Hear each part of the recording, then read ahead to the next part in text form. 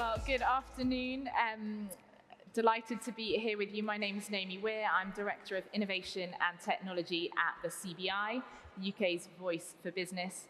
And we seek to represent businesses up and down the country, across the economy, on the issues that really matter to them, which is why I'm delighted to be here this afternoon on this subject. So we've got two big transitions facing businesses. We've got a green transition and a digital technology transition. And there's the potential for us to get this really right and get digital technology really supporting the green transition, and real potential consequences of getting this wrong and seeing spiraling energy costs as we implement and go forward with the digital tech transition. So I've got a panel here today with me who are really well placed to speak about the kind of nexus of those two transitions and thinking really about how technology, and digital technology in particular, but how technology can help drive decarbonisation at scale, and particularly tasked thinking about supply chains as well. So how are we working together on this? It's everyone's problem, and so how can we collectively work on the solutions? So I'm going to invite each of our panelists just to briefly introduce themselves, and then we'll get started. Thanks a lot. Very pleased to be here with you guys. I'm Peter Verheijen. Actually, I'm the Vice President of Milaha. Milaha is a Qatari company that is specialized in transportation, maritime, logistics. We got also offshore gas, petrochem, real estate. So basically, really in the heart of supply chain. Thank you, Peter. Thank you. My name is David Palmer. I'm the Chief Product Officer of a new platform by Vodafone called Pearpoint, which is looking at using a combination of fintech, Web3, and IoT for supply chain solutions. Brilliant. Hi, everyone. I'm Diane Christianis. I lead the digital and technology team at GSK, global biopharm company, and excited to be here. Thank you. Thank you. Hi, everybody. My name is Xu Hao. So I'm from Tencent. So we are a global technology and entertainment company, and I lead all the climate change related activities at Tencent. Brilliant. Thank you all. So just to dive right in, David, can I come to you first? So to achieve substantial change at scale, we talked about supply chains, and you're thinking about the role of new and emerging technologies applied to that. So I wonder if you could talk to us a bit about some of the opportunities you're seeing, those new technologies, and particularly thinking about shifts in business models that are needed, and perhaps some of the use cases you've been working on. Yeah. So I think the important thing is the new technologies themselves. So at Pearpoint, we're looking at Web3, so that's blockchain technology, which in the context of supply chain is about trusted supply chain and provenance of information and immutability. The other things we're looking at is IoT, which is providing data from devices across the supply chain. We also bring cellular, which can give a lot of information on the person and people involved in the supply chain. And then the other part of it is fintech, which is about payments and finance. But the big one that we're looking at, and I think the big story of technology in this new digital infrastructure, is AI, and how AI can bring intelligence and bring inference across the supply chain to drive efficiencies, but also to drive the right behaviors. So that's the technology set that we're looking at. In terms of the use cases, some of the use cases that we've been working on personally is Know Your Cargo.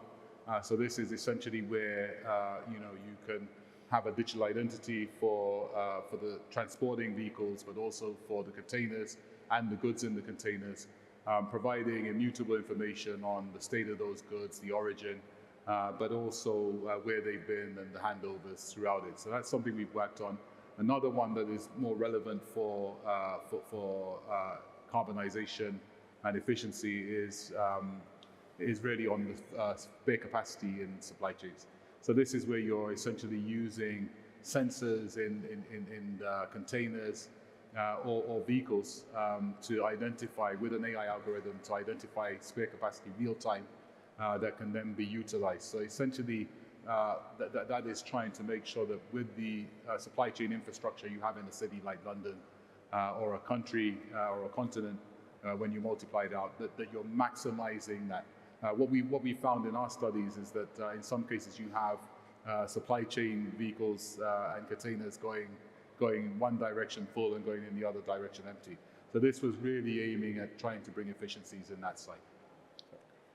Brilliant, thank you. Diane, I wonder, turning to you then, thinking about what that looks like within a company at GSK. So, you're a global business with a global supply chain going from kind of labs through to patients. So can you tell us a bit about what that looks like within GSK and the journey you're going on? Yeah. I'm going to start a little bit by framing GSK. So, global biopharm company, really interested in the purpose is to get ahead of the disease together through the use of science, technology, and talent. And we want to positively impact the lives of billions of people.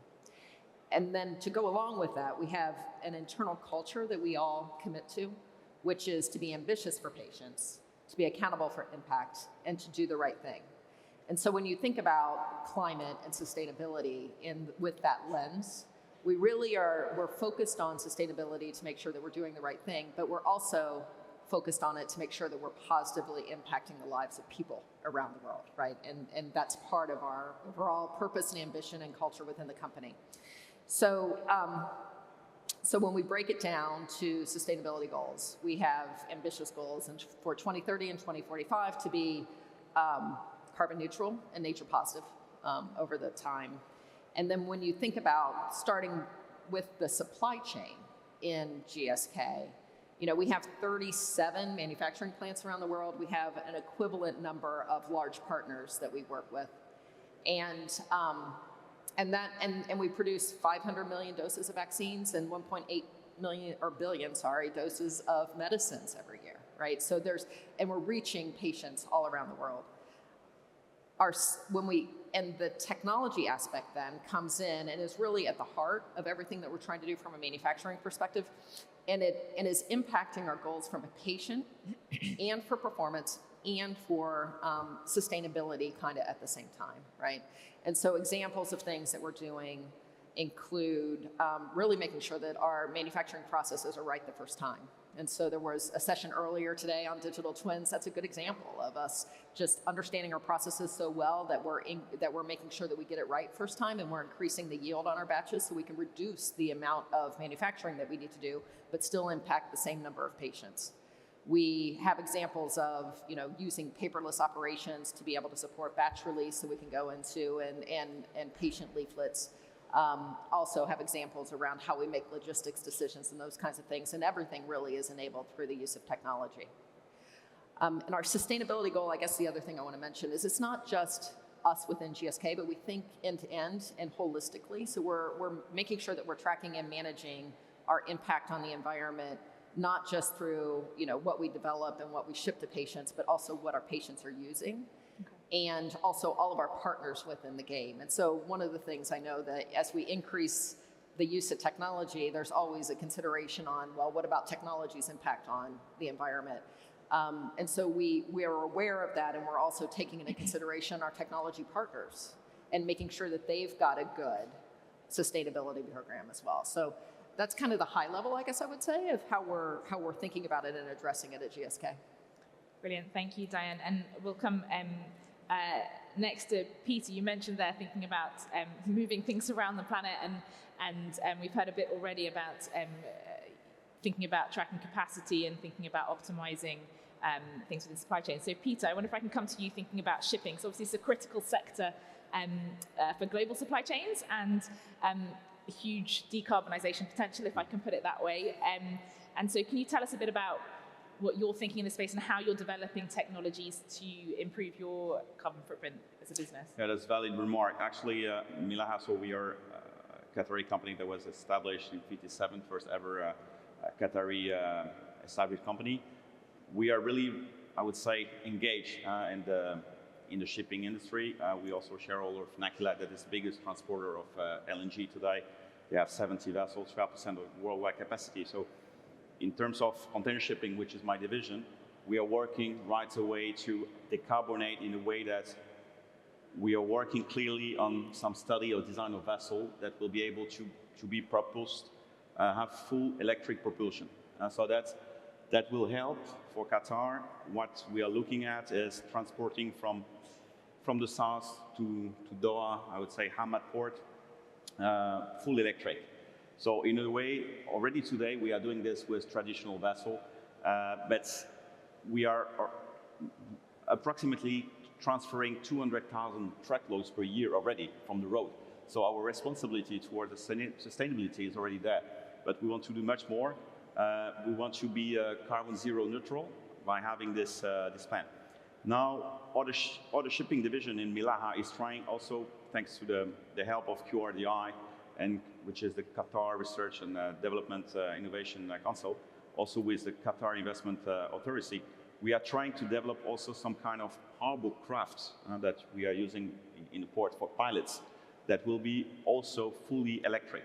So at our level, of course, Qatar is not big, but I think we are already having an ecosystem where we can build on in order to promote and to further, I would say, deploy in the GCC area or even in other regions. So this is part of our mission. Other stuff that we are doing also is container terminal operations.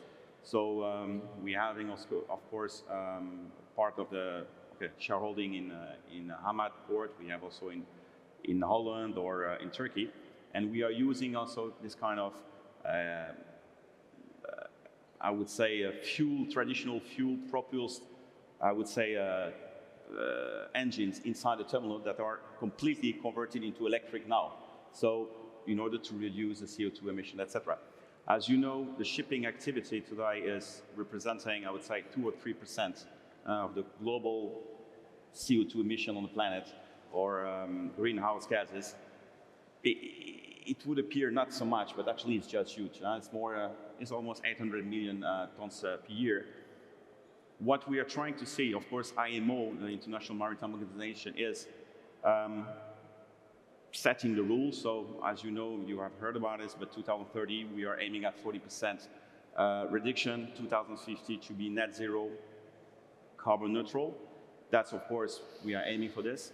But the action is not tomorrow, the action is right now. So at our level, what Milaha is trying to do is already to go for, I would say, studies and to go in some investment in order to decarbonate our industry. That's really the mission we have, and we are working also some kind of eco calculator, you know, that will be able, of course, to not educate, but also educate the whole supply chain from point A to point Z. We will say you emit such amount of kilo CO2 whatsoever in order to to put some kind of awareness for the future generation. So that's what we are Perhaps doing. we can come back to some of that when we think about, you know, collectively, there's a responsibility here, whether that's within our own supply chains or actually as sort of organisations within our spheres having real responsibility. And I think, I wonder if I can bring you in, because this is something that you've been doing a lot of work on at Tencent, and certainly kind of where you see a real responsibility and kind of opportunity for your business to kind of work to improve not just your own activities, but actually beyond your boundaries. So I wonder if you could tell us a bit about new technologies or businesses you're working with to bring through new technologies, as well as kind of some of the collaboration that you're seeking to foster. Yeah, sure. So at Tencent, of course, on one side, we have to decarbonize as soon as possible ourselves. So that's why we are committed to be carbon neutral by 2030, and we're working with our data center, with our buildings, and with our supply chain to decarbonize ourselves. But actually, we have probably a bigger ambition to see how we can leverage our capabilities to engage externally and actually contribute to the global decarbonization agenda. And one of the work we do is actually on emerging low carbon technology side, because if you take the kind of the top-down view, we will see, okay, by 2050, we need to achieve certain amount of carbon dioxide reduction. And if you look at all the technology that is already available today, there is a significant gap. So, and that's why it leads us to look at the bottom-up view is what are the technology available, which stage those technologies are at today, and how can we help to help them grow And the time is really limited, so we need almost speed and scale at the same time. That actually led us to launch what we call Carbon X program last year, focusing on promoting innovation in the research institutions, in the startups, and in the infrastructure like database and all the basic market mechanisms, so that we can actually accelerate the development and scale up of emerging low carbon technology. And last year we chose the group of low carbon technology of CCUS and carbon removal, because it's one of the technology needed, but it's not really developed fast enough today. And then we ran the program for a year. We engaged in more than 300 teams, mostly in China. And then we ended up selecting top 30 teams. And then we further work with all those teams. And from the process, it's actually encouraging to see that CCUS is not just a very remote technology that is only relevant to the traditional sector, but rather it's a really diverse cohort of technology that's many innovation taken place. Like some really quick example, including where one of the teams are turning slags in the steelmaking industry and turning into calcium carbonate, which absorb carbon dioxide. The steelmaking process actually emit and turning it into building materials, composite material, and that can be used as an industry raw material that replace calcium carbonate originated from the fossil fuel process. The steel industry haven't been changed for almost 100 years, and it's really exciting to see that new technology are pushing the shift of traditional industries. And equally, we also have another team that's working with making carbon dioxide and using electrolysis process to turning it into sustainable aviation fuels and turning it into green methanols that can ultimately potentially decarbonize the flights we take and the shipping industry, which are quite crucial to the final step of the decarbonization stage. So during the process, what we recognize is collaboration, and it's really important because we're not doing it alone. We're a technology company. We're not directly relevant to this technology, but through the business and digital capability we can contribute, and also all the partners we can work with, we think we can greatly accelerate the entire process. And we're going to continue to work on Carbon X program this year and beyond, to focusing on other technology like hydrogen, long duration energy storage, and hopefully one day that all of these technologies can help us decarbonize our own supply chain and also help decarbonize many of the other supply chains for all the business. Brilliant, thank you so much, Anne. And I guess that point you pulled out there about the importance of collaboration, like you said, this is everyone. We have a shared interest in this going well, and a shared responsibility in our role in doing that. So just in our kind of few moments here, it'd be really helpful, in different ways, each of you have kind of, with your businesses going on and your supply chains gone on these journeys, and it'd be really helpful, collectively here we represent a large chunk of business, and it would be really helpful to kind of, you can just particularly drill down on some of the lessons. So I wonder, Diane, if I could come to you first, some of the work that you've been doing and perhaps some of the particular use cases, what you've learned as you've gone on that journey that might be useful for others here to bring back into their business. Yeah, so I think I'm a pragmatist in general, right? So I think the first thing is you really have to measure, and you get what you measure. And so understanding your impact will help you kind of drive it down. Secondly, though, you really need to build it into part of your strategy and what you do every day, and it's just part of what we do. So an example of that would be, if I mentioned a little bit about improving our execution and our manufacturing processes as an example. And we can say that comes in the form of automation, where I'm eliminating human intervention and having the equipment and everything operate seamlessly. Or it comes into an example of maybe using digital twins to drive improvement and really understand our manufacturing processes, where we have complex and highly variable processes. And just examples like that allow us to reduce the number of manufacturing runs that we have by 5 and 10%. And so that's a direct impact in the environment. I'll use paperless as an example as well. We've implemented electronic batch records. And again, that is essentially taking all of the data out of the equipment layer and the automation of that and integrating it into our systems and our processes. And when we do that, an example, we do improve or reduce the deviations that we have. An example that we have within one of our manufacturing sites in the UK, we reduce the deviations in a packaging process by 93%, as an example. But that's not all. Now you also drive it to be paperless. And so that same manufacturing plant, I'm sure it's more than this, but uses, before we did the batch record implementations, was 1 million pages of paper per year just to track the batches that we produced and meet the requirements that we have within the industry. And so that manufacturing plant, 1 million pieces of paper, that's 100 trees, right? And so that's a real, again, tangible, pragmatic impact on the environment, but also on our performance. And there's often a win-win there, I think, especially at this stage. And then the logistics one, I think that is a really good example too, because it brings the use of artificial intelligence. And this is one that our team just implemented last week, actually, it just went live. And it's driving decisions around distribution and logistics. And we're now having that be AI enabled instead of just being decided by a person. And so now the system tells us if we should ship via sea or via air, taking into consideration, I need to make sure that we get the medicine to the patient first, that we're taking into cost, and we're taking into climate impact as well. And so the model kind of pulls all of that together and tells us specifically what we need to go do. And that's another good example of pragmatically impacting the goals of the company, making sure that we're there for the patients, and also impacting the environment at the same time.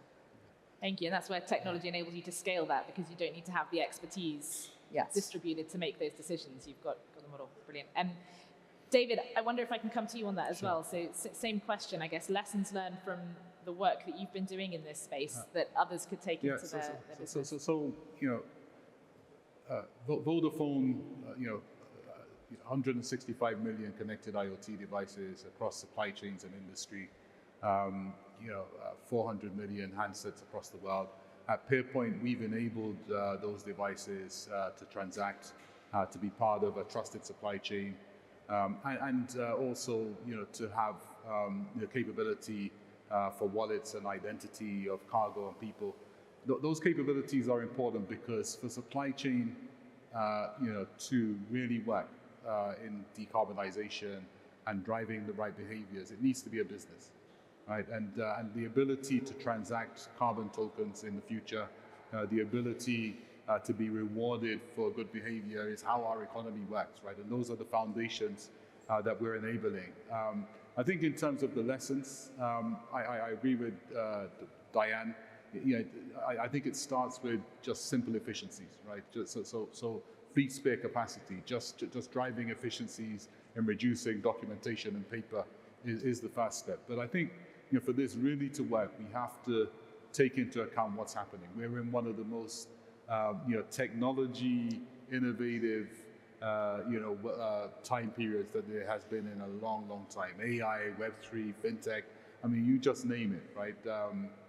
And I think the challenge we have and that we're seeing a lot of take up on is how can you use these technologies to drive about a change in our planet, not just about profitability, but driving about a change in the way the supply chains operate. And we're seeing a lot of take up in that, but we're enablers of that. I think the lessons are that we need more innovation and more investment, but also more government guidance, direction, and regulations to drive that behavior. Brilliant, thank you. Peter, I wonder if coming to you on that, so you talked about one of those drivers being around incentives, but also one of those enablers perhaps around education. And you touched on this briefly, but I wonder if you could elaborate a bit on what you're doing in that space. That's correct. I mean, you can be building new alternative fuel propulsion for the vessels, work on LNG or I would say methanol or ammonia in the future. That's of course something that will decarbonate fastly. But then what I think about is that the education you need to do towards your, I mean, your office colleagues, and to how you cascade this culture is very important. So I think really leadership is essential. The way you're anticipating the things to be changed and how you will educate your, I would say, your followers or your organization to strive for a certain goal. So we will be thinking when tomorrow you are green, we are sure that there will be a transport point for good, I mean, green carriers. That's obvious. So at the end, what we need to think about as a leader is to think about the client of our clients, at the end, the end consumer. So if we want to have a nice carbon index, carbon intensity index, whatsoever, at the end, we have to think what will be the goal behind. And without marketing, without proper communication, I mean, you can think about best efficient way of being green. A lot of transmission of education is needed. So this is what we are saying in the organization, what we are trying to apply.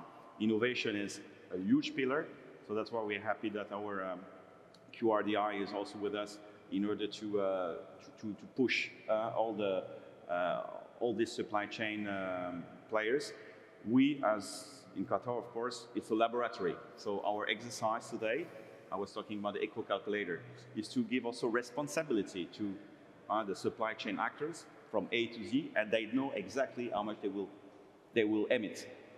This laboratory will be used after just to transpose in other regions. So I think this is our mission as a multinational, and being a pillar of the, I would say, the supply chain, maritime being really the real backbone of the global trade. So that's my answer to this. And sort of mixing with that, sort of as Diana was talking about the importance of measurement and understanding the actual figures, there's going to be perhaps down the line, it's a big area we haven't touched on particularly, but around the importance of those sort of integrity of data but actually using that also as an education piece for kind of good choices as well as understanding. How I wonder, just to finish, if I can come to you, thinking about a bit more about the kind of coordination role that you're playing that you laid out earlier. Where do you see, end on a bit of hope here, of what do you see? You've talked about some exciting technologies, the potential to really accelerate them. I wonder what you can leave us on what that collaboration, what you're seeing that's already delivering. Yeah, I think our key takeaway is quite simple. It's just you can't do it alone. Everybody have to participate. But collaboration doesn't just mean put everybody in the same room. We think that the key success factor is you have to understand what is your strength is, which means what you can contribute, and what is your expectation, which is what you get in return. So, for example, in the Carbon X program, we work a lot with the technical expert from the academic research institution to provide technical evaluation of certain technology. We also work quite a lot with the industry, which means power plants, cement plants, steel plant, chemicals, and transport industry to say what is actually the scenario those technology can be potentially applied, so that they help the team to land the project more efficiently on the ground. We also work a lot with our investor community to help the team evaluate their business model. And in the end, what Tencent plays is we think we're pretty good at build a platform, contribute to the ecosystem, and also leverage our digital capabilities to make sure the the communication is more efficient, it's more transparent, and it's everybody is on the same page. So I think by collaborating with everybody, we have the potential to actually catalyze the technology innovation, which is pretty high risk, and a lot of them may fail. But in the end, I think even the failure counts, and in the end, we're pretty confident that eventually we will catalyze some of the low carbon technology to actually be successful and help to decarbonize the entire supply chain. Brilliant, thank you. Well, please do join me in thanking our panel, and I think ending on that, you can't do it alone. I do hope you'll take the opportunity of being here amongst many businesses to take advantage of potential partners and how we can work together on this challenge. So thank you very much to our panel, and thank you for listening.